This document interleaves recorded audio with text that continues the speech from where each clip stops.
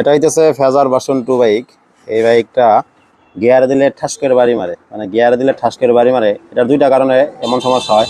প্রথমত হইতেছে এটা হচ্ছে ব্যাক সিরিজের বুশ যদি নষ্ট হয়ে যায়, সেক্ষেত্রে আপনার গাড়িটা গিয়ারে দিলে বাড়ি মারতে পারে, ঠাস করে একটা চেনে একটা বাড়ি মারে। এটা গিয়ারে দিলে ব্যাক সিরিজের বুশের কারণে হয়। আরেকটা হইতেছে হাউজিংয়ের যদি এমন অবস্থা থাকে, দেখেন মাউন্টেন রাবারগুলো একদম নষ্ট হয়ে গেছে। আর এই বাইকটা ক্লাস কভারটা খোলার কারণ হইতেছে যে এই বাইকটা কিছুদিন আগে অন্য একটা জায়গায় ইঞ্জিনের কাজ করানো হয়েছিল, ফুল ইঞ্জিনের কাজ করানো হয়েছিল। আর ইদানিং বাইকটা একটু বেশি পরিমাণ গরম হইতেছে, যার জন্য আমরা এই ক্লাস কভারটা খুলছি। এই অয়েল স্ট্যান্ড এই অয়েল স্টেইনারটা পরিষ্কার করার জন্য আমরা খুলছি। এটা হচ্ছে অয়েল স্টেইনার। দেখেন কি পরিমাণ ময়লা, বুঝছেন? এই ময়লার জন্যই ইঞ্জিনটা প্রচুর পরিমাণে গরম হয়ে গেছে। বাইকারের সমস্যা হচ্ছে যে বাইকটা 5-10 কিলো চালালে মানে পাওদানির মধ্যে পাটা রাখা যায় না, বেশি পরিমাণ গরম হয় আর ইঞ্জিন থেকে একটু ব্যাড সাউন্ড আসে। এটার জন্য আর কি ইঞ্জিন থেকে মানে গরম হলে মোবাইলটা ঠিক মতো পাস করতে পারে না। এটার জন্য ইঞ্জিনটা বেশি পরিমাণ গরম হইতেছে। এখন আমরা এটা ওয়াশ করে ভালো করে লাগাই দেবো।